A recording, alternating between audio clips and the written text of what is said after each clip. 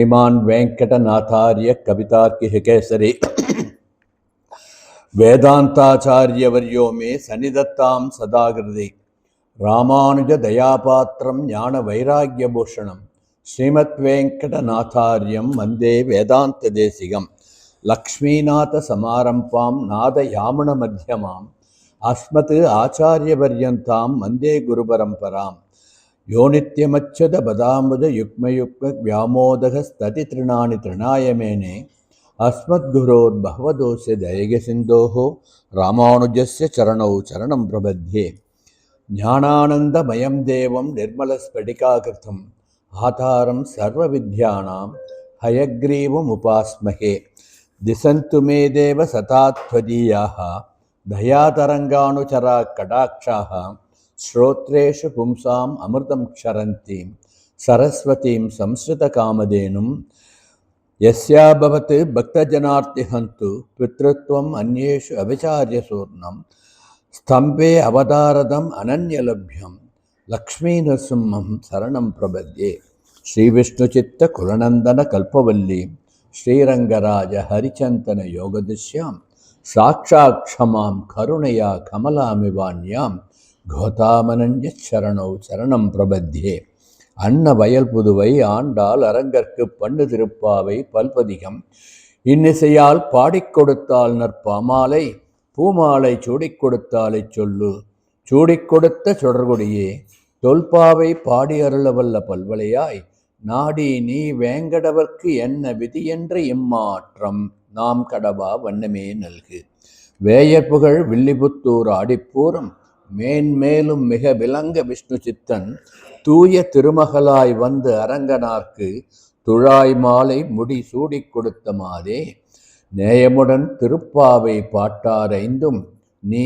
உரைத்த தையொரு திங்கள் பாமாலை ஆய புகழ் 100 அன்புடனே அடியேனுக்கு அருள் செய் நீயே.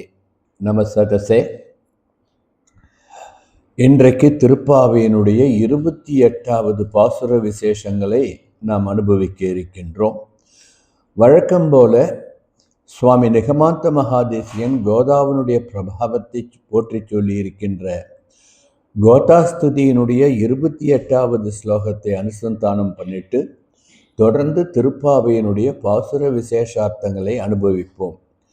சதமக மணிநீலா சாரு கல்ஹாலஹஸ்தா ஸ்தனபர நபிதாங்கி சாந்திர வாத்சல்ய சிந்துகு அலக வெனிகிதாபி ஸ்ரக்மி ராகிருஷ்டநாதா விலசது ஹிதிகோதா விஷ்ணு சித்தாத்மஜானஹா என்று இந்த ஸ்லோகம். இந்த ஸ்லோகத்திலே சுவாமி ஆண்டாள் நாச்சியாருடைய திருமேனி சௌந்தரியத்தை அழகாக வர்ணித்திருக்கின்றார். அப்படி வர்ணித்து அவளுடைய பெருமையை சொல்லி அவளுடைய அனுகிரகத்தை பிரார்த்திக்கின்றார் என்பது அர்த்தமாகும்.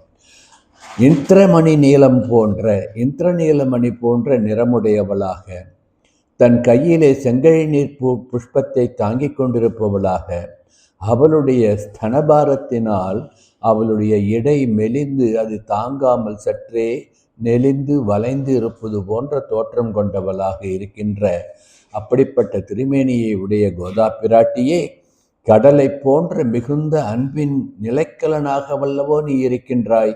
உனது கூந்தலில் சூடிய அந்த திருமாலைகளால் தானே உன் நாயகனாகிய ரங்கராஜன் பெருமைப்படுகின்றான்.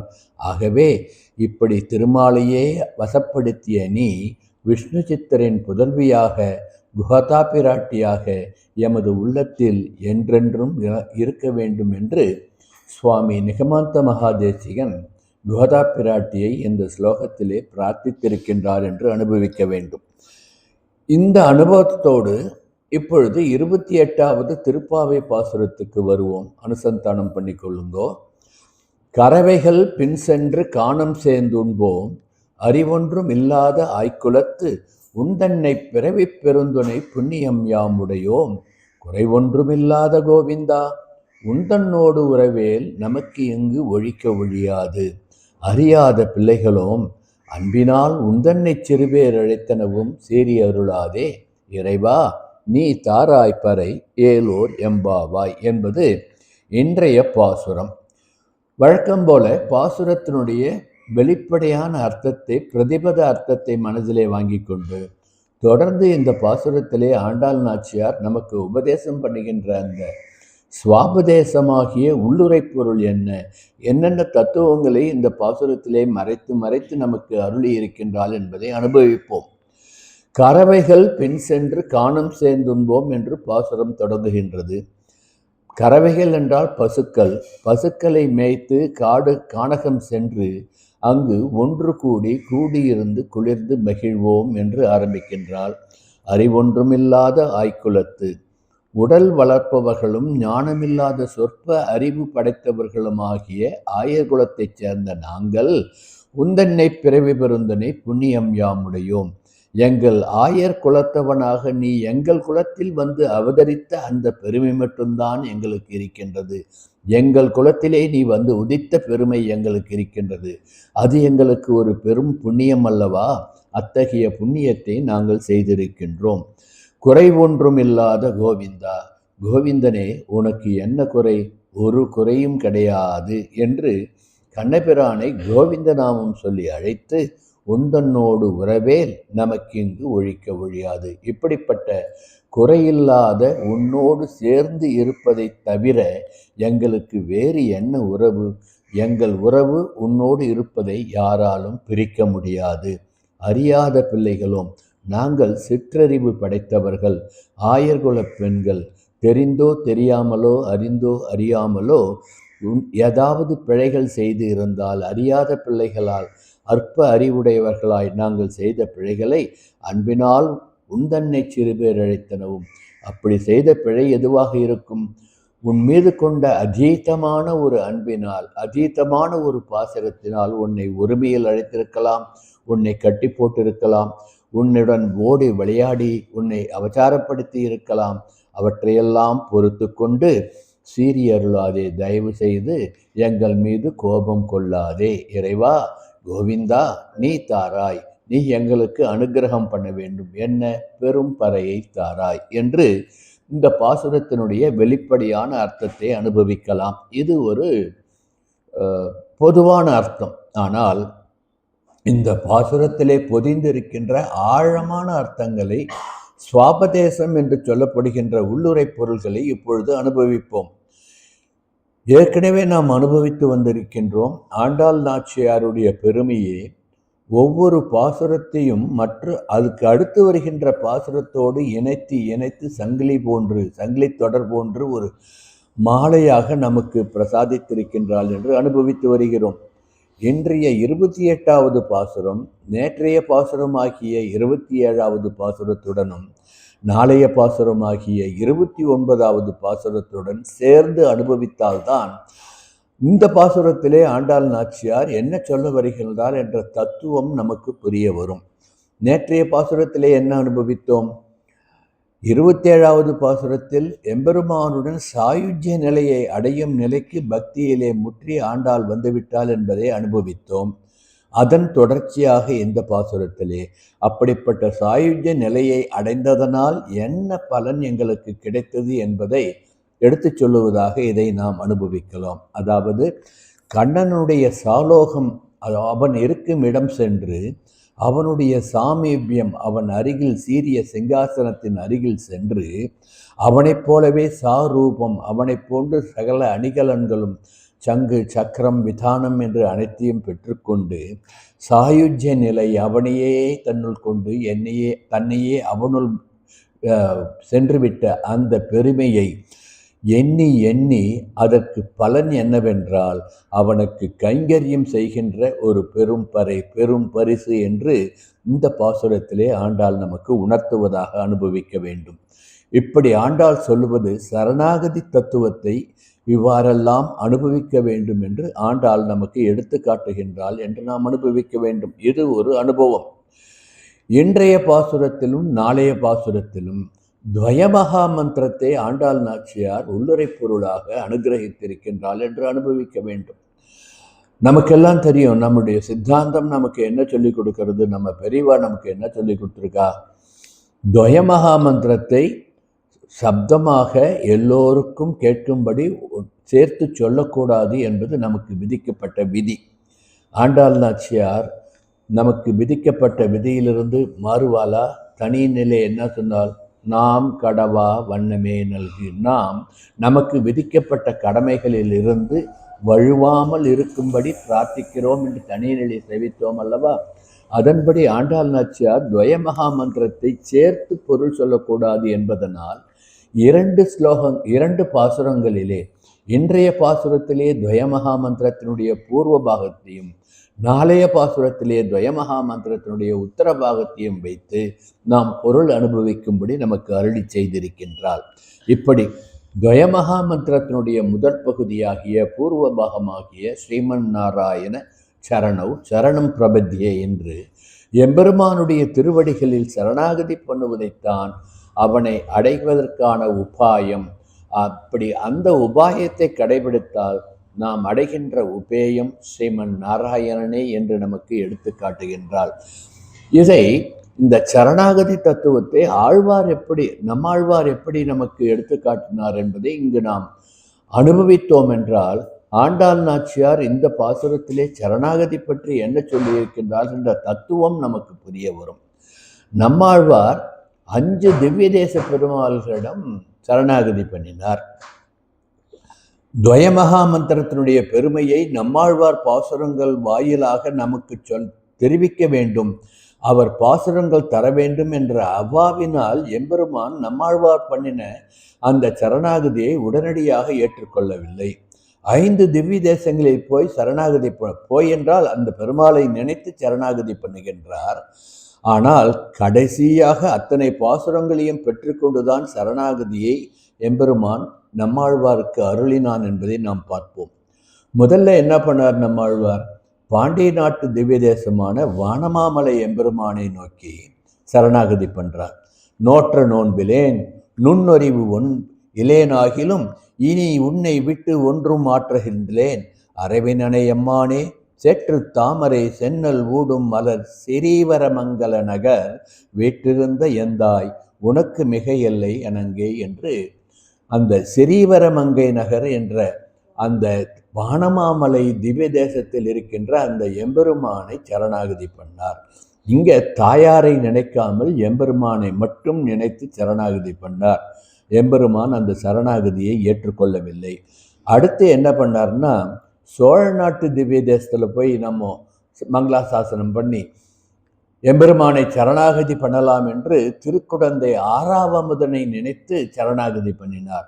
ஆறாமுதே அடியேன் உடலம் நின்பால் அன்பாயே நீராய் அலைந்து கரைய உருக்குகின்ற நெடுமாலே என்று சொல்லி, என்ன நான் செய்கேன் யாரே கலைகன் என்னை என் செய்கின்றாய், உன்னால் அல்லால் யாவராலும் ஒன்றும் குறைவேண்டேன், கண்ணார் மதிசூ குடந்தை கிடந்தாய் அடியேன் அருவாழ்நாள் சென்னால் என்னால் அன்னால் உன்தால் பிடித்த செலக்கானே என்று ஆறாவதாழ்வானிடம் சரணாகதி பண்ணினார். இங்கும் ஆழ்வார் தாயாரை நினைக்காமல் ஆறாமுத பெருமாளை மட்டுமே நினைத்து சரணாகதி பண்ணினதால் எம்பெருமான் நம்மாழ்வார் பண்ண சரணாகதியை ஏற்றுக்கொள்ளவில்லை.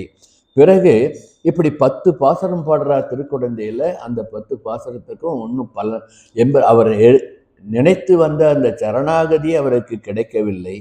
பிறகு சுவாமி என்ன பண்ணார் நம்மாழ்வார், மலைநாட்டு திவ்ய தேசத்தில் போய் மங்களாசாசனம் பண்ணுவோம், அப்படியாவது பெருமாள் நமக்கு இறங்கி நம் சரணாகதியை ஏற்றுக்கொள்ள மாட்டாரா என்று நினைத்து மலைநாட்டு திருப்பதியான திருவல்லவாழ் பெருமானை சென்று சரணாகதி பண்ணுகின்றார்.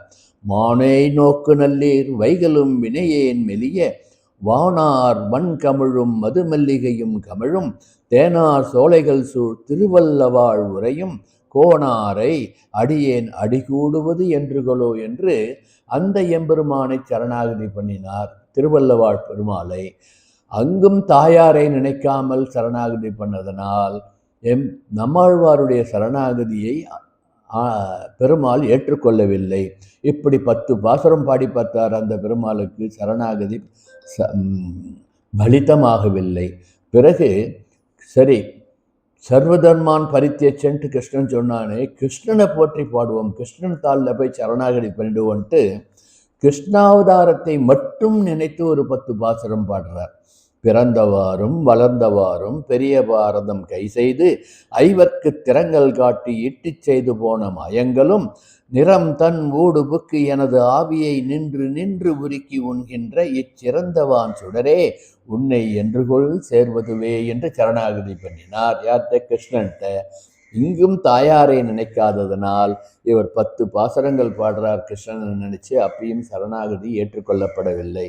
கடைசியில் என்ன பண்றார்? திருவேங்கடத்துக்கு வரார். திருமலைக்கு வந்து எம்பெருமானை நினைத்து உலகம் உண்ட பெருவாயா என்று ஆரம்பித்து 10 பாசுரங்கள் சொல்லுகின்றார். கடைசியா அகலகில்லேன் இறையும் என்று அலர்மேல் மங்கை உரைமார்பா என்று சொல்லி தாயாரையும் சேர்த்து எம்பெருமானை சரணாகதி பண்ணுகின்றார். அகலகில்லேன் இறையும் என்று அலர்மேல் மங்கை உரைமார்பா நிகரில் புகழாய் உலகம் ஒன்றுடையாய் என்னை ஆழ்வானே நிகரில் அமரர் முனிக்கணங்கள் விரும்பும் திருவேங்கடத்தானே புகழொன்றுமில்லா அடியேன் உன் அடிக்கீழ் அமர்ந்து புகுந்தேனே என்றும் அடிக்கீழ் அமர்ந்து புகுந்த அடியீர் வாழ்வின் என்று அருள் கொடுக்கும் படிக்கேழில்லா பெருமானை பழனக்குருகூர் சடகோபன் முடிப்பான் சொன்ன 1000 திருவேங்கடத்துக்கு இவை 10 பிடித்தார் பிடித்தார் வீட்டிலிருந்து பெரிய வானுல் நிலாவுவாரே என்று அகலகில்லேன் இறையும் என்று அலர்மேல் மங்கை உரைகின்ற அந்த எம்பெருமானை தாயாருடன் சேர்த்து சரணாகதி பண்ணினார். 10 பாசுரங்கள் சொன்னால் சரணாகதி ஏற்றுக்கொள்ளப்பட்டது. இதுதான் சரணாகதி தத்துவம். ஆழ்வார் 40 பாசுரங்கள் பாடி எம்பெருமானை சரணாகதி பண்ண வேண்டும் என்று பிரார்த்தித்தார். 4 திவ்ய தேசங்களிலே சரணாகதி ஏற்றுக்கொள்ளப்படவில்லை. தாயாரையும் சேர்த்து 10 பாசுரங்கள் சொல்லி சரணாகதி பண்ணினார். திருவேங்கடமலையிலே சரணாகதி ஏற்றுக்கொள்ளப்பட்டது. இதைத்தான் தொண்டரடிப்பொடி ஆழ்வார் என்ன பண்ணார்? 45 பாசுரங்கள் சொல்லி சரணாகதி தன்னை ஏற்றுக்கொள்ளும்படி செய்தார். ஆனால் ஆண்டாள் நாச்சியார் 2 பாசுரங்கள், அந்த 2 பாசுரங்களிலும் 2 வரிகளிலே சொல்லி துவயமகா மந்திரத்தினுடைய பெருமையை பூர்வ பாகத்தை இந்த பாசுரத்திலும் உத்தர பாகத்தை 4 பாசுரத்திலும் வைத்து சரணாகதியினுடைய தத்துவத்தை நமக்கு எடுத்து காட்டுகின்றாள். நம் சம்பிரதாயம் எப்படி நாம் துவயமகா மந்திரத்தை அனுஷ்டிக்க வேண்டும். சரணாகதிக்கு மூலமான மகாமந்திரம் எது? துவயமகா மந்திரம் என்பதை நமக்கு எடுத்து காட்டுவதாக இந்த 2 பாசுரங்களையும் ஆண்டாள் நாச்சியார் நமக்கு எடுத்து காட்டுகின்றார். இப்படி இந்த பாசுரத்தினுடைய சுவாபதேச அர்த்தத்தை உள்ளுரை பொருளை நாம் அனுபவிக்க வேண்டும். இந்த பாசுரத்தில் இன்னொரு சிறப்பு என்றா, நேற்றைய பாசுரத்திலும் கோவிந்த நாமத்தை போற்றினால் இந்த பாசுரத்திலும் கோவிந்தா கோவிந்தா என்று கோவிந்த நாமத்தை பாடுகின்றாள். வரப்போகின்ற பாசுரத்திலும் கோவிந்த நாமத்தை சொல்லப் போகின்றாள். ஆகவே கோவிந்தா கோவிந்தா கோவிந்தா என்று கோவிந்தனை நாம் கூவி அழைத்தால் அவன் ஓடி வருவான் தன் திருவோடு என்பதை நமக்கு சரணாகதி எப்படி பண்ண வேண்டும் என்று எடுத்து காட்டுகின்றாள். இன்னொரு பெருமை இந்த பாசுரத்துக்கு இருக்கு. இந்த ஒரு திருப்பாவையில் 30 பாசுரம் அருளி இருக்கின்றாள் ஆண்டாள் நாச்சியார். 30 பாசுரத்தையும் அப்படியே மனசில் அனுசந்தானம் பண்ணி பாருங்கோ. எந்த ஒரு பாசுரத்திலும் இந்த பாசுரம் தவிர வேறு எந்த 29 பாசுரங்களிலும் இறைவா என்று பகவானை அழைக்கின்ற அந்த பதம் இருக்காது. இந்த ஒரு பாசுரத்தில் மட்டும்தான் இறைவா நீ தாராய் என்று கேட்கின்றாள். அப்போ இப்போ கொஞ்ச நாளைக்கு முன்னதான் சொன்னீங்க, எம்பெருமானை மட்டும் அழைத்தால் சரணாகதி பலிக்காது, திருவுடன் சேர்ந்த திருமாலாக இருந்தால்தான் சரணாகதி பலிக்கும் சொல்லிட்டு இப்போ இறைவான்னு சொல்கிறான்னா, இறைவா என்றால் யாரை சொல்லுகின்றால்? கண்ணனை சொல்லுகின்றாள். கண்ணன் யார் மூலம் கண்ணனை சரணாகதி பண்ணால்? நப்பிண்ணை பிராட்டை கூட சரணாகதி பண்ணால். நப்பிண்ணையை தொழிலெழுப்பி கண்ணனுடைய சீரிய சிங்காதனத்தில் அவனை அமர்த்தி நப்பிண்ணையை புருஷகாரியாக வைத்து யாம் வந்த உன் மணாலனை எனக்கு தாய் என்று அவளிடம் பிரார்த்தித்து யாம் வந்த காரியம் ஆராய்ந்து அருள் என்று கிருஷ்ணனிடம் நப்பிண்ணை முகமாக பிரார்த்தித்ததனால் இங்கு இறைவா என்ற இந்த சொல்லிலே நப்பிண்ணையையும் கண்ணனையும் சேர்த்தே அழைக்கின்றாள் என்று நாம் உள்ளுரை பொருளாக அனுபவிக்க வேண்டும். ஆகவே சரணாகதி பலிதமாக வேண்டுமென்றால் தாயாரும் பெருமாளும் சேர்த்தியில்தான் சரணாகதி பலிதமாகும் என்ற பேருண்மையை நமக்கு இந்த பாசுரத்திலே எடுத்து காட்டுகின்றாள் என்று அனுபவிக்க வேண்டும். இது பொதுவான உள்ளுரை பொருள், பொதுவான அர்த்தம் பார்த்தோம். பொதுவாக இந்த பாசுரத்தில் என்ன தத்துவம் சொல்லி இருக்கின்றாள் என்று பார்த்தோம்.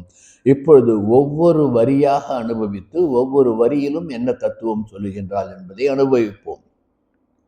இன்னைக்கு கொஞ்சம் எனக்கு தொண்டை சரியில்லை, இந்த அளவுக்கு தான் குரல் வருது, அதுக்கு மேலே குரல் வரல, க்ஷமிச்சுக்கணும். கறவைகள் பின் சென்று காணம் சேர்ந்துண்போம் என்று இந்த பாசுரத்தை தொடங்குகின்றாள். இங்கே நாம் திருப்பாவையில் நாம் அனுசந்தானம் பண்ணும் பொழுது பார்த்தோம்னா, ஆண்டாள் எந்த ஒரு பாசுரத்திலும் எந்த ஒரு நிலையிலும் தனக்கென்று எதுவும் கேட்கவில்லை, தன்னுடன் சேர்ந்த அடியவர்களுக்கும் சேர்த்துதான் பிரார்த்தனை பண்ணுகின்றார். 5,00,000 கோபியர்களோடு சென்றுதானே நோன்பு நாட்டுவதாக சொல்லுவார்கள். அப்படி அந்த 5,00,000 கோபியர்கள் என்று குறிப்பிடுவது சேதனர்களாகிய அடியவர்களாகிய நம்மைத்தான் என்று நாம் அனுபவிக்க வேண்டும். நமக்காக எம்பெருமானுடன் நம்மை அழைத்து கொண்டு சென்று ஆண்டாள் நாச்சியார் பிரார்த்தனை பண்ணுகின்றாள் என்று அனுபவிக்க வேண்டும். அப்படி ஆண்டாள் நாச்சியார் ஒவ்வொரு பாசுரத்திலும் பன்மையிலே தான் சொல்லியிருப்பாள், ஒருமையிலே ஒருபோதும் சொல்லியிருக்க மாட்டாள். எனக்கு எனக்கு என்று எப்பொழுதும் கேட்டிருக்க மாட்டாள். எங்களுக்கு எங்களுக்கு தாரா என்றுதான் அனுபவித்திருப்பாள். அந்த வகையிலே கறவைகள் பின் சென்று காணம் சேர்ந்து உண்போம். உண்போம் என்பது உண்ணுவேன்னு சொல்லலை, பன்மையில் சொல்கிறா. அப்படின்னா நம்ம எல்லாரையும் கூட்டுண்டு போய் அந்த அனுபவத்தை அனுபவிக்க வேண்டும் என்று அழைக்கின்றாள் என்று ஒரு விதமாக அர்த்தம் எடுத்துக்கொள்ளலாம். நம்ம எதுக்கு கனகத்தை கூட்டுன்னு போகிறான்ட்டு ஒரு கேள்வி கேட்டால், எங்கு இந்த ஆண்டாள் நாச்சியார் என்ன பண்ணா, தான் பிறந்த ஸ்ரீவில்லிபுத்தூரியே திருவாயற்பாடியாக, ஸ்ரீவில்லிபுத்தூரில் இருக்கின்ற குழந்தைகளையே கோபியர்களாக, வட்டபத்திரசாயி எம்பெருமானையே கண்ணனாக அனுபவித்து தன் இடைப்பேச்சும் உடைநாற்றும் என்று பெரியவாச்சான் பிள்ளை வியாக்கியானம் பண்ணியிருப்பார். தன்னையே ஒரு இடைச்சியாக, தன்னையே ஒரு ஆயர்குல பெண்ணாக நினைத்து கொண்டு அந்த பழக்க வழக்கமே தன்னுள் ஏறிட்டு கொண்டு விட்டாள் என்று அனுபவிப்பார்கள் அல்லவா. அந்த வகையிலே கானகம் சேர்ந்து உண்பது, ஆணரை மேய்ப்பது யாருடைய வேலை? ஆயர்களுடைய வேலை. நேற்று என்ன சாயுஜ்யன் நிலை அடைந்து விட்டது, கல்யாண நிலைக்கு வந்து விட்டால் என்று அனுபவித்தோம் அல்லவா. எம்பெருமானுடன் கலந்து விட்ட அந்த கொண்டாட்டத்தை நேற்று மூட நெய் பெய்து முழங்கை வழிவார ஆடை உடுத்து கலனும் அணிந்து எம்பெருமானுடைய அத்தனை சொரூபங்களையும் தான் தரித்து கொண்டு அனுபவித்தால், அந்த கொண்டாட்டத்தினுடைய தொடர்ச்சியாக இன்று எல்லோரையும் அழைத்து சென்று கானகம் சென்று தங்களுடைய வாழ்வாதாரமாக தங்களை காப்பாற்றுகின்ற அந்த ஆணிரைகளை கானகத்திலே மேய்த்து எல்லோரும் சேர்ந்து உண்போம் என்று அழைப்பதாக ஒரு அர்த்தம் எடுத்துக்கொள்ளலாம். கானகம் சேர்ந்து உண்போம் என்று சொன்னதால் பொதுவாக ஆயர்கள் ஆண் மக்களுக்கு, சிறுவர்களுக்கும் ஆண் பிள்ளைகளுக்கும் தான் கானகத்திலே ஆணிரைகளை ஓட்டி சென்று மேய்ப்பார்கள். பெண்கள்லாம் என்ன பண்ணுவா, வீட்டில் பால் கறக்கிறது, வெண்ணெய் எடுக்கிறது, தொழுவத்தை சுத்தம் பண்ணுறதுன்ட்டு பராமரிப்பு வேலை பண்ணி வெண்ணெய் எடுக்கின்ற வேலை பெண்களுக்கு. ஆனால் நேற்று பெரிய பாக்கியமாக கண்ணனுடன் கலந்து விட்டோம். கண்ணன் என்னுள்ளும் கண்ணன் உன்னுள்ளும் என்று நம் அனைவர் உள்ளத்திலும் கண்ணன் வந்துவிட்டான். இந்த கொண்டாட்டத்தை கொண்டாட வேண்டுமென்றால் ஆண் பெண் பேதமின்றி எல்லோரும் ஆணும் பெண்ணுமாக நாம் கானகம் சென்று கலந்து உண்போம், சேர்ந்து உண்போம் என்று கண்ணனுடைய பெருமையை நாம் சேர்ந்து அனுபவிப்போம். நேற்றைய பாசுரத்திலே சொன்னோம் அல்லவா, வேத மந்திரத்தை எடுத்துக்காட்டி அகமன்னம் அகமன்னம் அகமன்னாதோகோ அகமன்னாதா என்று அவனுக்கு நாம் உணவாகவும் நமக்கு அவன் நம்மை உண்கின்ற அந்த ஆனந்தம் உணவாகவும் அனுபவித்ததல்லவா வேதம்.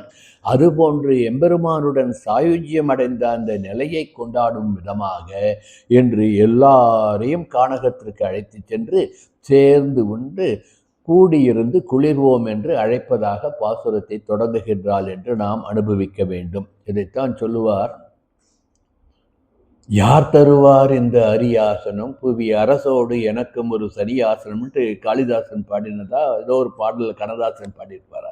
இதை வச்சு தான் அவர் சொல்கிறார், ஒரு அரசனுக்கு நிகராக போய் அமர வேண்டும் என்றால் தகுதி உயர வேண்டும். ஆனால் இங்கு ஆய்ச்சியர்கள் அறிவொன்றுமில்லாத வாய்க்குலத்தில் பிறந்தவர்கள். ஆனால் கண்ணனோடு சரிக்கு சமமாக அவனை பிடித்து கட்டி உச்சி மோந்து அவனுடன் உண்டு ஓடி ஆடி விளையாடி அப்படி அனுபவித்தார்கள் அல்லவா? யார் தருவார் இந்த பெருமையை? கண்ணன் மட்டும்தான் தருவான் என்பதனால் அறிவொன்றுமில்லாத வாய்க்குலத்து என்று எங்களுக்கு வேதாந்தம் தெரியாவிட்டாலும் நீ எங்களிடம் வந்து பிறந்து விட்டாயே, நீ எங்கள் குலத்தில் வந்து உதித்து விட்டாயே, அந்த பெரிய புண்ணியம் எங்களுக்கு இருக்கின்றதே, இதைவிட வேறு என்ன பாக்கியம் எங்களுக்கு வேண்டும் என்று கேட்பதாக எள்ளி நகையாடுவதாக அறிவொன்றுமில்லாத வாய்க்குலத்து என்று சொல்லுகின்றாள் என்று நாம் அனுபவிக்க வேண்டும்.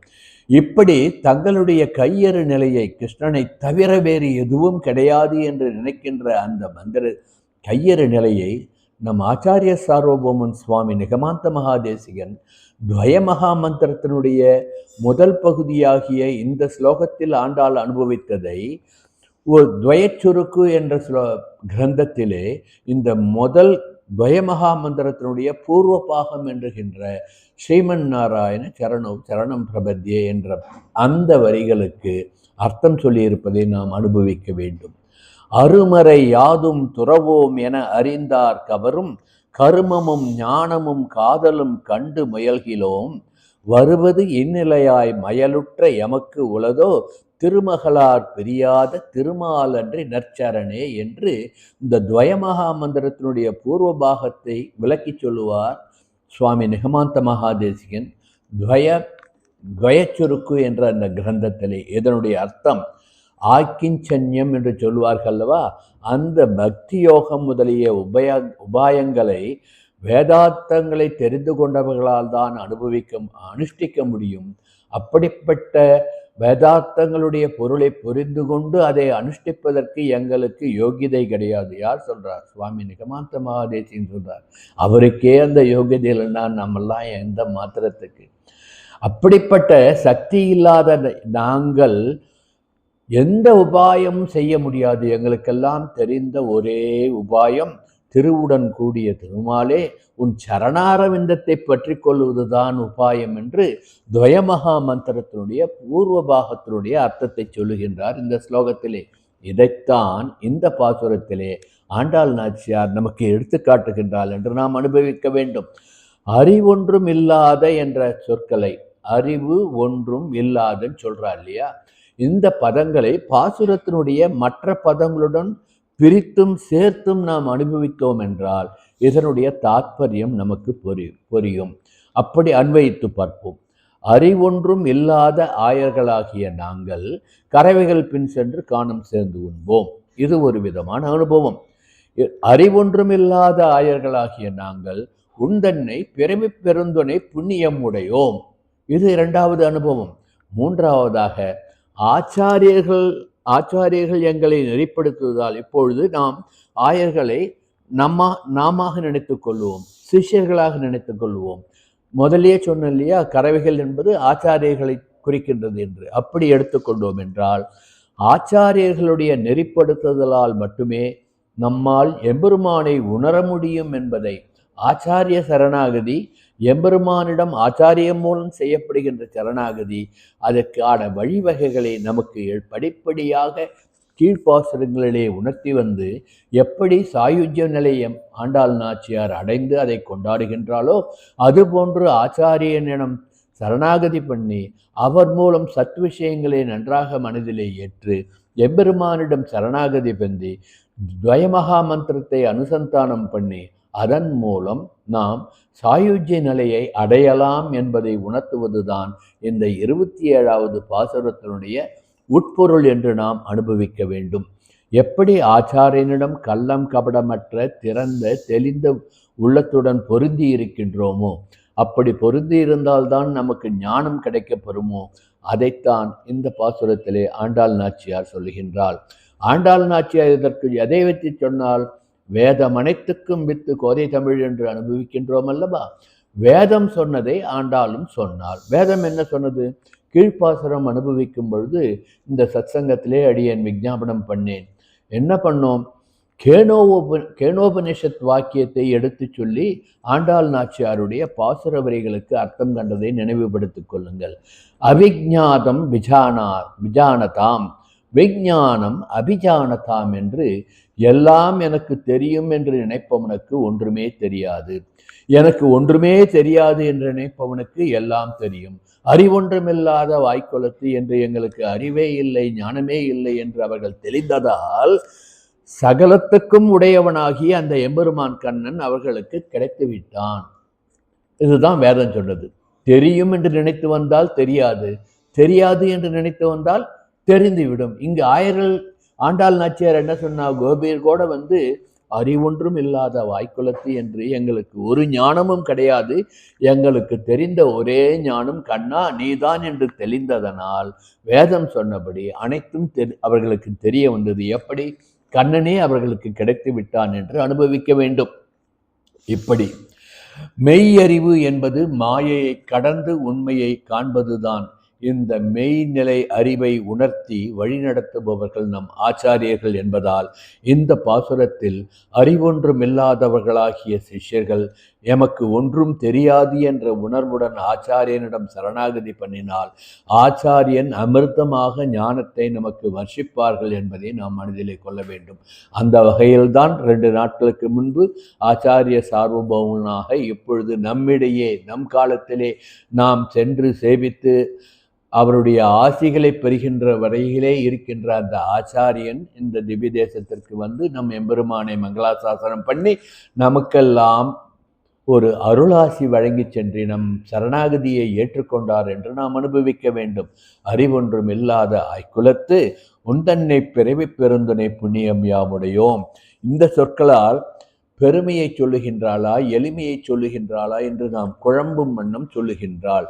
எப்படி எளியவனாக நீ எப்பேற்பட்ட பெருமாள் நீ, சகல லோகங்களுக்கும் அதிபதி, சகல லோகங்களும் உன்னால் படைக்கப்பட்டது. அப்படிப்பட்ட நீ அந்த திருமாமணி மண்டபத்தை விட்டு இறங்கி ஒரு தாய்க்கு பிள்ளையாய் எங்கள் குலத்திலே ஆயர் குலத்திலே உதித்தாயே, ஒருத்தி மகனாய் பிறந்து ஓரிரவில் ஒருத்தி மகனாய் வளர்ந்து எங்களுக்கு இத்தனை இன்பங்களை கொடுத்தாயே கண்ணா என்று ஆய்குலத்து உந்தன்னை பிறவி பெருந்துணை புண்ணியம், நாங்கள் பிறவி எடுத்ததனுடைய புண்ணியமே நீ எங்களிடம் எங்கள் குலத்திலே பிறந்த அந்த புண்ணியம்தான் என்று கொண்டாடுகின்றாள்.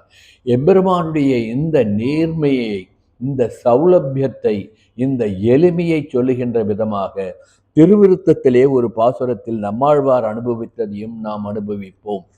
வாசகம் செய்வது நம் பரமே, தொல்லை வானவர்தம் நாயகன் நாயகரெல்லாம் தொழுமவன் ஞாலமுற்றும் வேயகமாயினும் சோரா வகை 2 அடியால் தாயவன் ஆய்குலமாய் தோன்றிற்று நம் இறையே.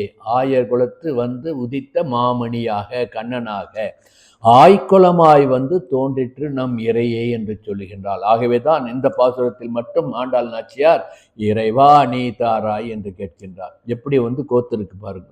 ஆழ்வார் அனுபவித்தது இறையே நீ ஆய்குலத்தில் பிறந்தது எங்களுக்கு புண்ணியம் என்று சொன்னதை ஆண்டாள் நாச்சியார் ஆய்குலத்து உந்தன்னை பிறவி பெருந்தனை புண்ணியம் யாமுடையோம் என்று சொல்லி இறைவா நீ தாராய் என்று கேட்கின்றாள். ஆழ்வார் உபயோகித்த அந்த இறை என்ற வார்த்தையை இந்த ஒரு பாசுரத்தில் மட்டும் ஆண்டாள் உபயோகம் பண்ணியிருக்கின்றாள் என்று அனுபவிக்க வேண்டும்.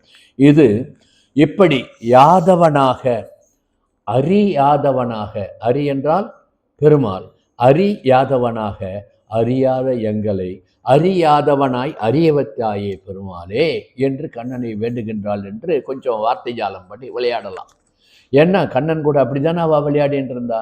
அது மாதிரி அறியாதவனை அறியாத எங்களை இவன் என்று அறிய வைத்து எங்களுடன் இருந்தாயே கண்ணா என்று அனுபவிக்க வேண்டும். இதைத்தான் அஜாயமானோ பகுதா விஜாயத்தே தஸ்யதீரா பரிஜானந்தி யோனிம் என்று வேதம் பகவான் பிறப்பற்றவன் என்று சொல்லி அவனே பல பல பிறவிகள் எடுத்தான் என்றும் சொல்லி இதை ஆழ்வார் பிறப்பில் பல்பிறவி பெருமான் என்று சொன்னால் அப்படி பல்பிறவி பெருமானாக எம்பெருமான் ஆயர் குலத்தில் அதனால் நாங்கள் புண்ணியம் அடைந்தோம் என்று இங்கு ஆண்டாள் அனுபவிக்கின்றாள் என்று நாம் அனுபவிக்க வேண்டும். எப்பொழுது எம்பெருமான் அவதாரம் பண்ணுவான்? பகவத்கீதையிலே அவன் என்ன சொன்னான்? எப்பொழுது தன் அவதாரம் நடக்கும் என்பதை எடுத்து சொன்னான் அல்லவா?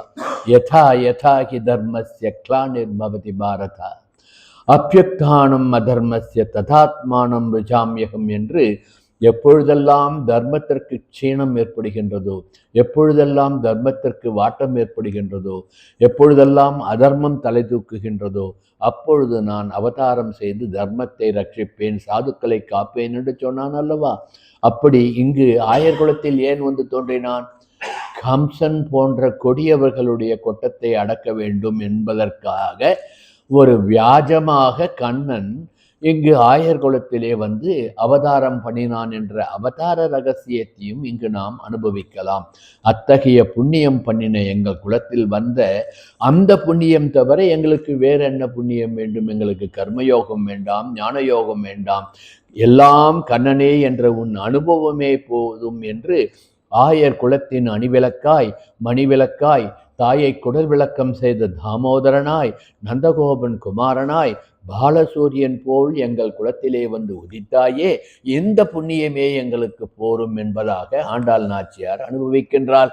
ஆயர் குலத்து வந்து உதித்த புண்ணியமே எங்களுக்கு போதும் என்று. விஷ்ணு புராணத்திலே பகவானுடைய அவதாரம் பற்றி ஒரு ஸ்லோகம் கீழ்ப்பாசுரம் அனுபவிக்கும் பொழுது இந்த ஸ்லோகத்தை எடுத்து காட்டி நாம் அனுபவித்ததை நினைவிலைப்படுத்துகின்றேன். ததோகில ஜகத் பத்ம போதாயாச்சுத பானுனா தேவகி பூர்வ சந்தியாயாம் ஆவிர்பூதம் மகாத்மனஹா. தேவகி பூர்வ சந்தியாயாம் என்பது ஸ்லோகம். இது விஷ்ணு புராண ஸ்லோகம். தேவகி பூர்வ சந்தியாயாம் இந்த வார்த்தையை யாதவாப்யுதயத்திலே அப்படியே எடுத்தாள்கின்றார் சுவாமி நிகமாந்த மகாதேசிகன். அதையும் நாம் கீழ்ப்பாசுரத்திலே அனுபவிப்போம். இப்பொழுது நாம் பார்க்க வேண்டியது இந்த விஷ்ணு புராணத்திலே சொல்லப்படுகின்ற தேவகி பூர்வ சந்தியாயாம் என்றால் தேவகி என்ற கிழக்கு திக்கிலிருந்து அச்சுத பானுனா அச்சுதன் என்ற சூரியன் ஆவிர்பூதம் மகாத்மனஹா உதித்தான் என்ற தேவகியின் திருவயிற்றில் உதித்த அந்த அச்சுதனாகிய சூரியன் யார்? கிருஷ்ணன். அந்த கிருஷ்ணன் எங்கு பிறந்தான்? ஆயர் குலத்தில் பிறந்தான். ஆகவே ஆயர் குலத்து அணிவிளக்கை நீ எங்கள் குலத்தில் வந்ததே எங்களுக்கு புண்ணியம் என்று சொல்லுகின்றாள். இந்த பகவானுடைய பெருமையை சொல்லுவதற்கு நாம் முண்டக உபனிஷத் வாக்கியத்தை எடுத்து சொல்லி இந்த சரீரம் ஒரு மரம், அதில் பழங்கள் பழுத்ததெல்லாம் அனுபவிச்சதெல்லாம் மனசில் வச்சுக்கோங்க. காலம் கருதி அவற்றை மீண்டும் இப்பொழுது சொல்லவில்லை. இப்படி உண்ணாதவன், அந்த உபனிஷத் காட்டின மரத்திலே உண்ணாத பறவை எது? பரமாத்மா. உண்ணுகின்ற பறவை ஜீவாத்மான்னு அனுபவிச்சோம் இல்லையா? அப்படிப்பட்ட உண்ணாதவன் ஜீவாத்மாக்களாகிய நாம் என்ன பண்றோம்? உண்டும் கழித்தும் இருக்கின்றோம் அல்லவா? அப்படிப்பட்ட உண்டு கழிக்கின்ற இந்த குலத்திலேயே வந்து பிறந்தாயே, அது எங்களுக்கு புண்ணியம் என்று அனுபவிக்கின்றாள். இப்படி உண்ணாத நீ உண்ணும் எம் குலத்தில் வந்து பிறந்ததால் நாங்கள் புண்ணியம் உடையவர்கள் ஆகிவிட்டோம் என்று சொல்லுகின்றாள்.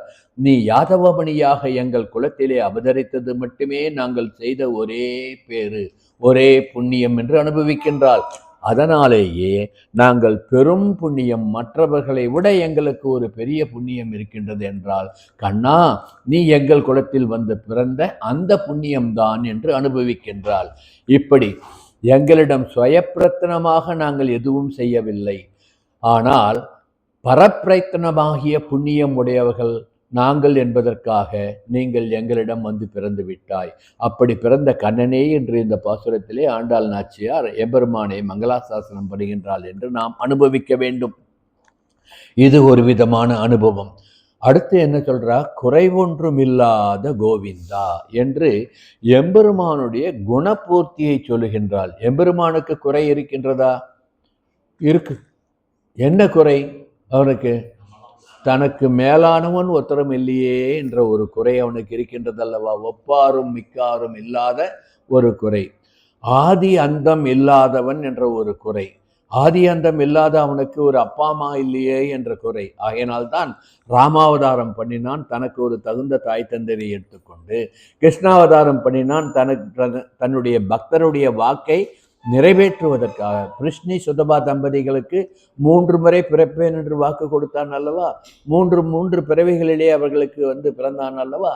இப்படி தாய் தந்தை இல்லையே என்ற தன்னுடைய குறையை போக்கிக் கொள்வதற்காக நீங்கள் எளியவனாக கிருஷ்ணா, உன்னுடைய சௌலபியத்தை எமக்கு காட்டும் விதமாக எங்கள் குலத்திலே வந்து அவதாரம் பண்ணினாயே, அந்த புண்ணியம் எங்களுக்கு இருக்கின்றது என்று அனுபவிக்கின்றாள்.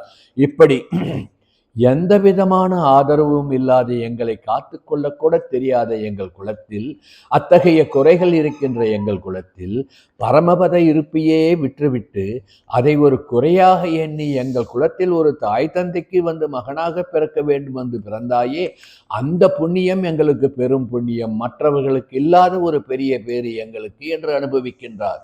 குறைவொன்றும் இல்லாத கோவிந்தா, இந்த கோவிந்தா என்ற அந்த கோவிந்த நாமமுடைய எம்பெருமான் 3 திவ்ய தேசத்தில் தான் எழுந்தருளி இருக்கின்றார். திருவேங்கடம், சிதம்பரம் என்ற திருச்சித்திரக்கூடம், அடுத்தது சொல்லுங்க, ஸ்ரீவில்லிபுத்தூர் வடபத்திர சாயியாக கோவிந்தனாக அவதாரம் பண்ணி இருக்கின்றார். இப்படி கோவிந்த திருநாமம் 3 திவ்ய தேசங்களில் இருப்பதனால்தான் 3 பாசுரங்களிலே ஆண்டாள் நாச்சியார் கோவிந்த நாமத்தை சொல்லி நமக்கு அனுகிரகம் பண்ணுகின்றாள் என்று அனுபவிக்கலாம். ஆகையினால்தான் நேற்றைக்கு என்ன அனுபவித்தோம்? 3 எழுத்தில் என் மூச்சிருக்கும். எந்த 3 எழுத்து? கோவிந்தா என்ற 3 எழுத்து. வேற எதையா நினச்சிக்காதீங்க. 3 எழுத்து கோவிந்தன் என்ற அந்த 3 எழுத்திலே நம் மூச்சு இருந்தால் அவன் ஓடோடி வந்து விடுவான், நம் உள்ளத்திலே புகுந்து விட என்று நாம் அனுபவிக்க வேண்டும். இப்படிப்பட்ட குறை ஒன்றுமில்லாத கோவிந்தா, உந்தன்னோடு உறவேல் நமக்கு எங்கு ஒழிக்க முடியாது. கோவிந்தனே, உன் கூட இருக்கின்ற அந்த உறவு, உனக்கும் எனக்குமான, உனக்கும் எங்களுக்குமான இந்த உறவுதான் பெரிய உறவு என்று இங்கு சொல்லுகின்றார்.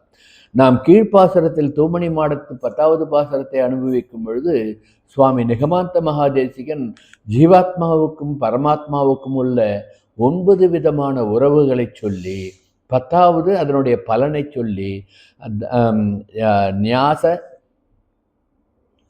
தசகம் என்று கொடுத்திருக்கின்றார் அல்லவா, அதை அனுபவித்தோம் அல்லவா. மாமி கூட இந்த போட்டோவை கொண்டு இந்த 9 உறவு எப்படின்றது கொடுத்தாள் இல்லையா, அதெல்லாம் பத்திரமா வச்சிருக்க இல்லையா, அதை நினைச்சு பார்த்துக்கோங்க.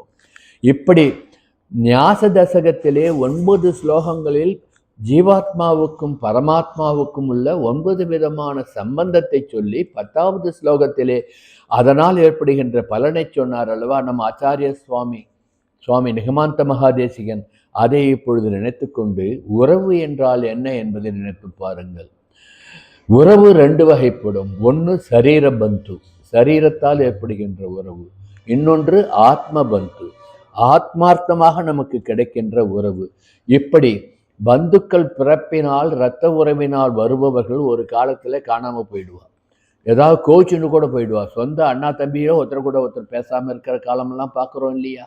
உறவு என்று வந்த பொழுது அங்கு பிரிவும் வந்து விடுகின்றது சரீர பந்துக்களுக்கு. ஆனால் ஆத்ம பந்துவாக அந்த எம்பெருமானை நம் மனசிலே கொண்டு விட்டோம் என்றால் பிரியவே முடியாது என்பதை உணர்த்துவதற்காகத்தான் உந்தன்னோடு ஆகிய அந்த உறவு என்றென்றும் நிலைக்கும், நமக்கு அதை ஒழிக்க முடியாது என்று இந்த பாசுரத்திலே சொல்லுகின்றாள் என்று நாம் அனுபவிக்க வேண்டும். சர்வ சரண்யனாகிய அந்த எம்பெருமான் கண்ணனோடு உந்தன்னோடு உறவேல், உன்னோடு நாங்கள் கொண்டுகின்ற இந்த உறவு நேற்று கலந்து விட்டோம் அல்லவா நீயும் நானும் என்று, அந்த உறவு என்றைக்குமே ஒழிக்க முடியாது என்று சொல்லுகின்றாள். இப்போ இதை நம்ம யதார்த்தமாக நினச்சி பார்த்துப்போம். நாம் ஒரு கடுதாசி போடுறோன்னு வச்சுக்கோங்க. ஒரு ஊருக்கு ஒரு இப்போ மின்னணு காலம் இல்லையா, ஒரு இமெயில் அனுப்புகிறோம்னா அட்ரஸ் வேணுமா இல்லையா, ஐடி என்னான்னு கேட்குறா இல்லையா, ஐடி கொடுத்து பாஸ்வேர்டு கொடுத்து நாம் ஒரு தகவலை ஒரு இடத்துலேருந்து மற்ற இடத்துக்கு அனுப்புகிறோம். ஆனால் பிறவிகள் தோறும் நாம் செய்த கர்மாக்கள் நம்மை தொடர்ந்து வந்து, சஞ்சித கர்மாக்கள் தொடர்ந்து வந்து பிராரப்தத்தை நாம் அனுபவிக்கின்றோமே, இது எப்படி நடக்கிறது? நமக்கு போன பிறவிலே இந்த ஆத்மா இந்த பிறவிலே இந்த சரீரத்துக்குள்ளே இருக்கின்றது இந்த ரூபத்திலே. ஆனால் இந்த சரீரம் மறைகின்ற பொழுது இந்த ஆத்மா எங்கே போகிறது, என்ன ரூபம் எடுக்கின்றது, எந்த சரீரத்துக்கு போகின்றதுன்னு யாருக்கு தெரியும்? எம்பெருமான் பரமாத்மாவுக்கு ஒண்டிதான் தெரியும். ஆகையினால் இந்த ஆத்மாவுக்கு ஒரு முகத்தை வைத்துக்கொண்டு அந்த சஞ்சித கர்மாக்களை அனுப்ப முடியாது. முகமே கிடையாது ஆத்மாவுக்கு. சரி, இப்போ அந்த ஆத்மா புதுசா ஏதாவது ஒரு உடம்புக்கு போயிட்டு இருக்கும். அது புழுவா இருக்கலாம், பூச்சியா இருக்கலாம், மரமா இருக்கலாம், அல்லது மனிதனா இருக்கலாம், இங்க பொறந்திருக்கலாம், வேற எங்கேயாவது பொறந்திருக்கலாம், நல்ல குலத்துல பொறந்திருக்கலாம், ஈனமான குலத்துல பொறந்திருக்கலாம், எப்படி இருக்கும். ஆனால் அந்த கர்ம பலன்கள் மட்டும் தொடர்ந்து வந்து கொண்டே இருக்கும். அது எந்த ரூபத்தில் இருந்தாலும். ஆகவே முகத்தை பார்த்து ஒரு விலாசத்தை சொல்ல முடியாது. சரி, இவனுக்கு இந்த அட்ரஸ்ல இருக்கான்ட்டு ஒரு விலாசத்தையும் சொல்ல முடியாது. இப்படி ஆத்மாவுக்கு முகவரியும் கிடையாது, அதற்கு முகமும் கிடையாது என்று இருக்கின்ற பொழுது, ஜீவாத்மாவுக்கு எப்படி அதனுடைய பூர்வ ஜென்ம கர்மாக்கள், சஞ்சித கர்மாக்கள் தொடர்ந்து வருகின்றன, எப்படி அதை எம்பெருமான் அந்த ஆத்மா அனுபவிக்கும்படி செய்கின்றான், அதற்கு உண்டான சரீரத்தை கொடுத்து என்பதை தத்துவார்த்தமாக நாம் உணர்ந்தோம் என்றால், எம்பெருமானுக்கும் நமக்கும் உள்ள இந்த நவவித சம்பந்தம் நமக்கு புரிய வரும். அது ஒரு பெரிய தத்துவம். அதை சொல்லுவதற்கு எளிமையான உதாரணம், ஒரு சாதாரணமாக செயல் செய்யறதுக்கே இன்னாருக்கு இன்னார் அனுப்புகின்ற இந்த முகவரியில் வசிக்கின்ற என்று நமக்கு முகவரியெல்லாம் தேவைப்படுகின்றது. ஆனால் இந்த ஜீவாத்மா எங்கோ போனால் ஏதோ உருவம் எடுத்தாலும் பரமாத்மாவாகிய அந்த எம்பெருமான் அந்த ஜீவாத்மா பண்ணின கர்ம பலனை அதற்கு கொடுத்து கொண்டே இருக்கின்றானே, அந்த உறவுதான் பிரிக்க முடியாத உறவு. உந்தன்னோடு எமக்கு இங்கு ஒழிக்க ஒழியாது என்று ஆண்டாள் நாச்சியார் சொல்கின்றாள் என்று நாம் அனுபவிக்க வேண்டும். இப்படிப்பட்ட சர்வஜனாகிய பகவான் அவனால் கூட இந்த உறவை பிரிக்க முடியாது என்று நமக்கு உணர்த்துகின்றாள். இப்படி நாம் அவன் என்ற அந்த உறவை, உனக்கு நான் எமக்கு நீ என்ற அந்த உறவை நீ நினைத்தால் கூட பிரிக்க முடியாது என்று எம்பெருமானிடமே ஒரு சண்டை போடுவதாக நாம் இதை அனுபவிக்க வேண்டும். உன்தன்னோடு என்று சொல்லுகின்றாள். உன்தன்னோடு என்ற பொழுது யாரை சொல்லுகின்றாள்? பெருமாள். பெருமாள் இங்கே யார்? கண்ணன். கண்ணன்கிட்ட தானே அவ பிரார்த்தனை பண்ணிட்டு இருக்கா. அந்த திருப்பாவையில நம்ம அனுபவிப்போம். கண்ணன் என்பது எம்பெருமான் ஸ்ரீமன் நாராயணன். நப்பிண்ணையோடு கூடிய கண்ணனை இங்கு அனுபவிக்கின்றாள். அதை உந்தன்னோடு என்பது நப்பிண்ணையோடு கூடிய உந்தன்னை கண்ணனை. அப்போ இங்க யாரை முன்னிலைப்படுத்துகின்றாள்? அகாரஸ்வரூபியாகிய அந்த எம்பெருமானை முன்னிறுத்துகின்றாள். வந்துடுத்தா? எதுக்கு சொல்ல வரன்னு இப்போ புரிஞ்சுக்கோங்க. அகாரஸ்வரி உந்தன்னோடு என்பது அகாரஸ்வரூபியாகிய அந்த எம்பெருமான் கண்ணனை முன்னிறுத்தி உந்தன்னோடு என்று சொல்லுகின்றாள். அடுத்து என்ன சொல்றா? உறவேல் என்று சொல்லுகின்றாள். இங்க யார் புருஷகாரம் பண்றது? உறவு என்பது மாற்றி கொடுப்பது. இங்கேருந்து இங்க, இங்கேருந்து இங்கன்ட்டு கீழே பாசுரத்தில் அனுபவிச்ச ஞாபகம் இருக்கா? கமலான்ற வார்த்தைக்கு என்ன அர்த்தம்? தாயார் சேதரனை இங்கேருந்து பெருமாள்கிட்ட கொடுத்து, பெருமாள்கிட்டேருந்து அந்த அனுகிரகத்தை வாங்கி சேதரனத்தை கொடுத்து வியாபாரம் பண்ணிட்டு இருக்கான்னு அனுபவிச்சதை நினைச்சு பார்த்துக்கோங்க. இப்படி உறவேல் என்ற வார்த்தை புருஷகாரியாக இடையில் நிற்கின்ற தாயாரை சொல்லுகின்றது. எங்கு? திருப்பாவையிலே தாயார் நப்பிண்ணை பிராட்டி. நப்பிண்ணை பிராட்டி யாரு? நீலாதேவி. நீலாதேவியினுடைய சொருபம் தானே நப்பிண்ணை பிராட்டி. நாம் எப்படி பெருமாளை சேவிக்கும் பொழுது பூமி நிலா சமேத ஸ்ரீ தானே சொல்றோம். அப்படிப்பட்ட தாயாரால் புருஷகாரம் பண்ணப்பட்ட அந்த எம்பெருமான் என்று உந்தன்னோடு அகாரம் புருஷகாரம் உறவேல் என்று சொல்லி தாயாரை குறிப்பிடுவதால் உகாரம். அடுத்து உந்தன்னோடு உறவேல் எமக்கு.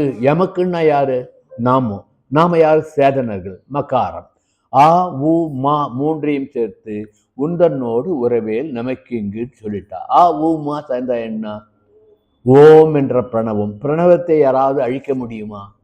பிரணவத்தை யாராலும் அழிக்க முடியாது. எம்பெருமான் நினைச்சாலும் முடியாது. ஆகவே உனக்கும் எமக்கும் உள்ள இந்த உறவை எம்பெருமானே நீயை நினைத்தாலும் அழிக்க முடியாது என்று ஆண்டாள் நாச்சியார் நிர்தாரணம் பண்ணுகின்றாள் என்று நாம் அனுபவிக்க வேண்டும். எப்படிப்பட்ட அனுபவம் பாருங்க.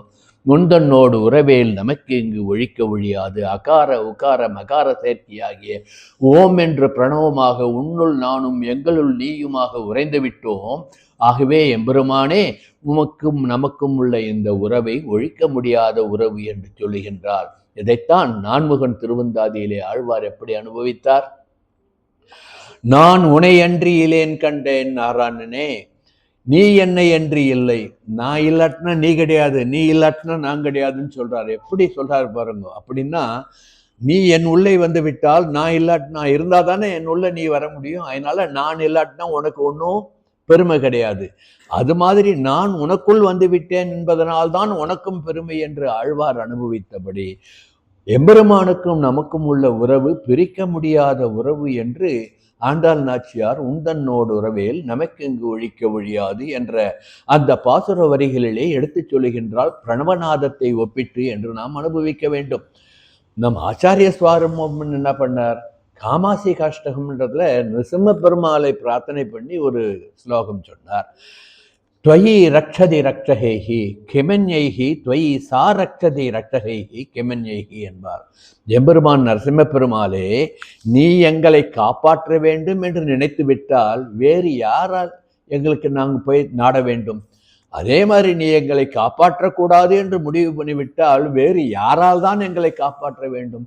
சர்வமும் நீயே, உன் சரணத்தை சரணடைகின்றோம் என்று காமாசி காஷ்டகத்திலே நமது சுவாமி நிகமாந்த மகாதேசிகன் அனுபவித்ததையும் இங்கு நாம் அனுபவித்து உந்தன்னோடு எம்பெருமானே நரசிம்மனே உனக்கும் எமக்கும் உள்ள உறவு என்றென்றும் பிரிக்க முடியாதது என்று நமது ஆச்சாரியன் அனுபவித்தபடி ஆண்டாள் நாச்சியார் கண்ணனுக்கும் நமக்கும் உள்ள உறவு பிரிக்க முடியாது.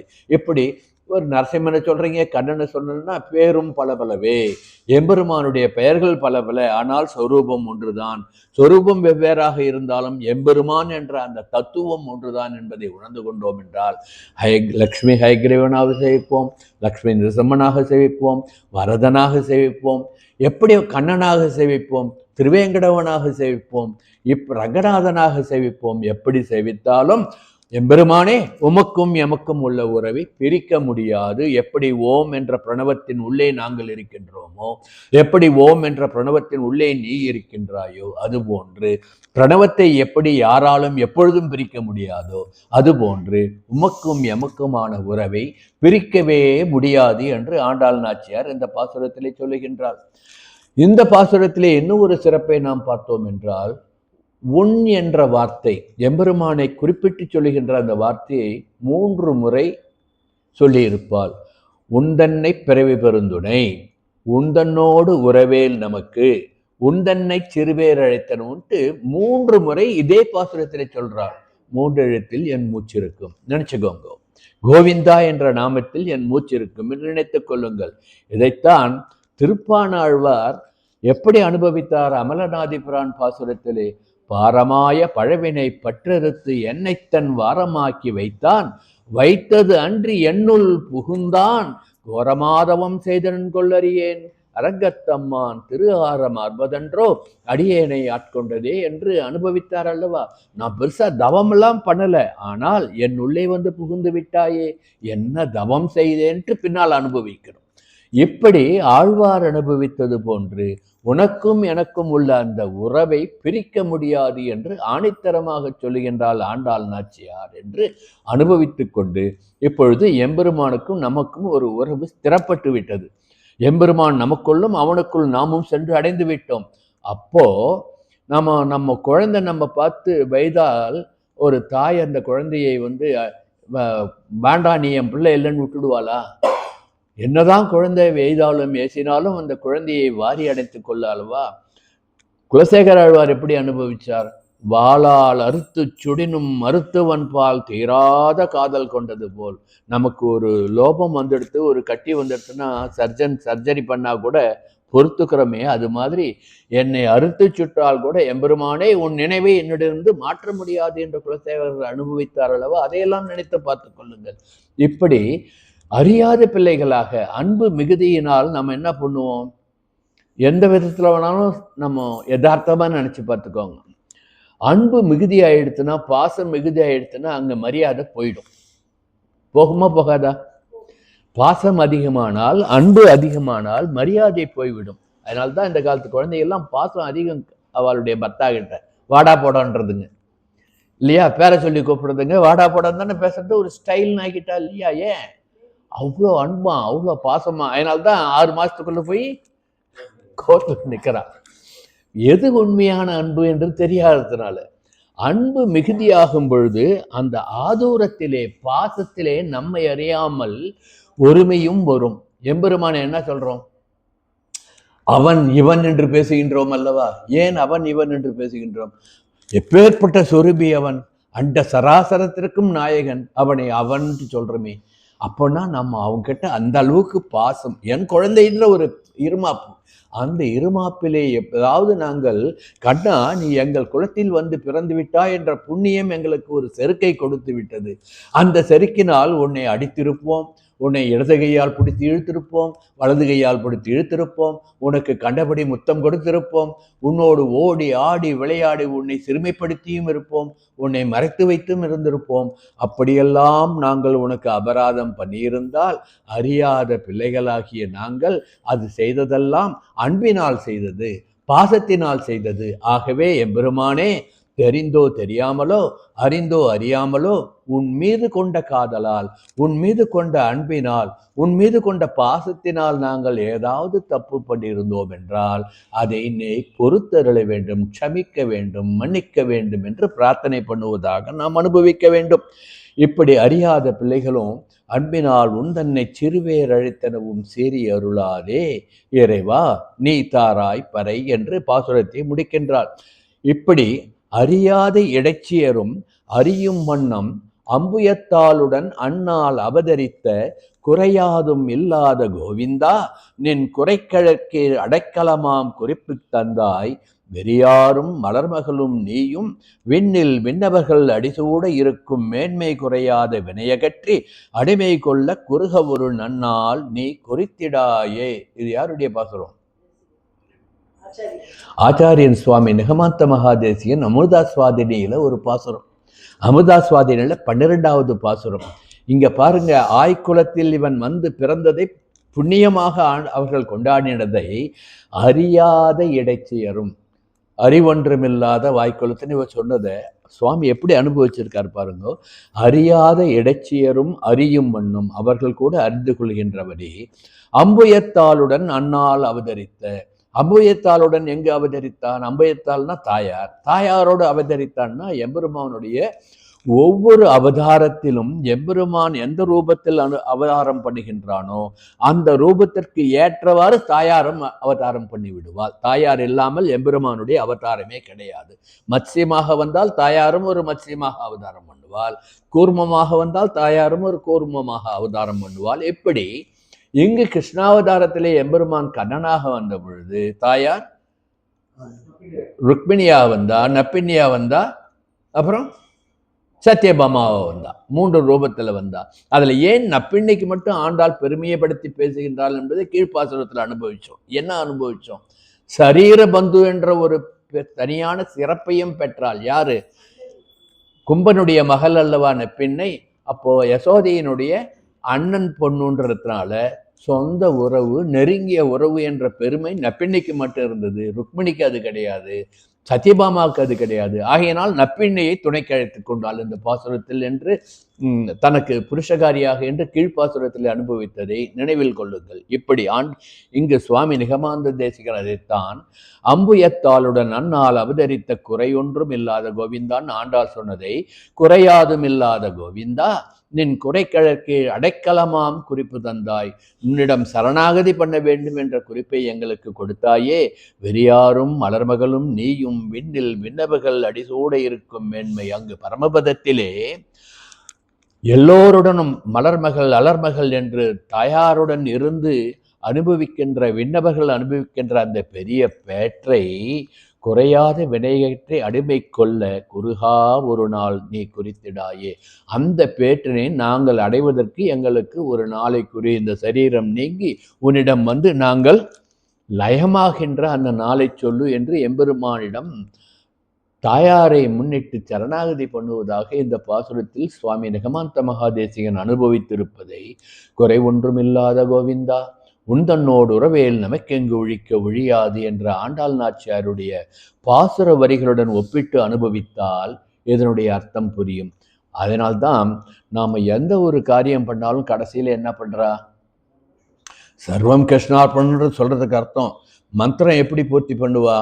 மந்திரஹீனம் கிரியாஹீனம் பக்திஹீனம் ஜனார்தனா எத் பூஜிதம் மயா தேவா பரிபூர்ணம் ததஸ்துமேன்னு சொல்லுவார். நாங்கள் மந்திரலோபம் இருந்திருக்கலாம், கிரியாலோபம் இருக்கலாம், தந்திரலோபம் இருந்திருக்கலாம், வஸ்து லோபம் இருந்திருக்கலாம், எத்தனையோ லோபங்கள் இருந்திருக்கலாம். அவற்றையெல்லாம் பொறுத்து கொண்டு யாம் செய்த இந்த காரியத்தை உன் சங்கல்பத்தால் உன் பிரீதிக்காக ஸ்வஸ்மை ஸ்வப்ரீதியே ஸ்வயமேவ காரயதி என்று தொடங்கி ஸ்வஸ்மை ஸ்வப்ரீதியே ஸ்வயமேவ காரித்தவான் என்று உன் பிரீதிக்காகவே முடித்தோம் என்று நாம் பண்ணுகின்றோம் அல்லவா? அதைத்தான் ஆண்டாள் நாச்சியார் இந்த பாசுரத்திலே அறிவொன்னுமில்லாத வாய்க்குலத்து உந்தன்னை பிறவி பெருந்தனை புண்ணியமியா முடியோம்லாம் சொல்லிட்டு அன்பினால் உந்தன்னை சிறுவேர் அழைத்தனவும், இந்த மந்திரகீனம் கிரியாகீனம்ன்ற மந்திரத்தை அன்பினால் உந்தன்னை சிறுவேர் அழைத்தனவும் சொல்றார். சாஸ்திரம் என்ன சொல்லித்தோ அதைத்தான் ஆண்டாள் நாச்சியார் சொல்றார். இப்போ நம்ம சாஸ்திரத்தில் எல்லா காரியம் முடிக்கும் பொழுது தெரிஞ்சோ தெரியாமலோ அறிந்தோ அறியாமலோ, இப்போ நான் இங்கே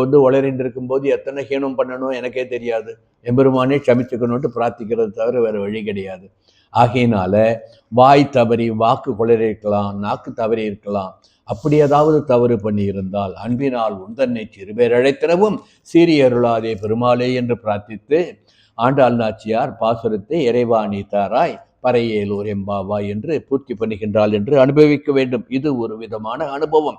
இப்படி சாயுஜ்ய நிலையை அடைந்த நாங்கள் என்றென்றும் பரமபதத்தில் உனக்கு நித்திய கைங்கரியம் பண்ணுகின்ற நித்திய சூரியலா போன்ற அந்த அனுபவத்தை எங்களுக்கு பறையாக கொடுக்க வேண்டும் எம்பெருமானே கிருஷ்ணனே, நப்பிண்ணியுடன் கூடிய கிருஷ்ணனே என்று வேண்டுகின்றாள் என்று அனுபவிக்க வேண்டும். வழக்கம்போல் இந்த பாசுரத்தை ஏலோர் எம்பாவாய் என்று முடித்திருக்கின்றால் யாம் வந்த காரியத்தை ஆராய்ந்து ஏல் தெளிந்து ஓர் உணர்ந்து பாவாய் எங்கள் பாவியாகிய நப்பின்னியே, எம்பெருமானிடம் கண்ணனிடம் நீ புருஷகாரம் பண்ணி நாங்கள் வந்த காரியத்தை சொல்லி நாங்கள் நித்திய சூரிகளை போன்ற அனுபவத்தை சாயுஜ்யம் அடைந்த பிறகு எம்பெருமானுக்கு அனவர்தமும் கைங்கரியம் பண்ணுகின்ற அந்த பேட்டனை பெற்றுத் தருவாயாக என்று சொல்லி இந்த பாசுரத்தை முடிவு பண்ணுகின்றாள். இப்படி இந்த பாசுரத்தினுடைய சுவாபதேச அர்த்தத்தை பூர்த்தி பண்ணுகின்றேன். ஆண்டாள் நாச்சியார் காட்டிய வழியிலே நாமும் தூயோமாய் வந்து தூமல தூவி தொழுது வாயினால் பாடி மனத்தினால் சிந்தித்து பகவானை உள்ளத்தில் கொண்டு அவனை நம்முள்ளும் நம்மை அவனுள்ளும் வைத்து சாயுஜ்ய நிலையை அடைந்து நம் ஆச்சாரியர்கள் நமக்கு காட்டுகின்ற அந்த வழியிலே தோலாத மாமணிக்கு தொண்டு பூண்டு தொழுதுகந்து தோத்திரங்கள் பாடியாடி கேளாத பழமறியின் கீதம் கேட்டு கிடையாத பேரின்பம் பெருக நாளும் முயல்வோம் என்று பிரார்த்தித்து இந்த அளவிலே பூர்த்தி பண்ணுகின்றேன். ஆண்டாள் திருவடிகளே சரணம். கவிதார்க்கிக சிம்மாய கல்யாண குணசாலினே ஸ்ரீமதே வெங்கடேசாய வேதாந்த குரவே நமகா.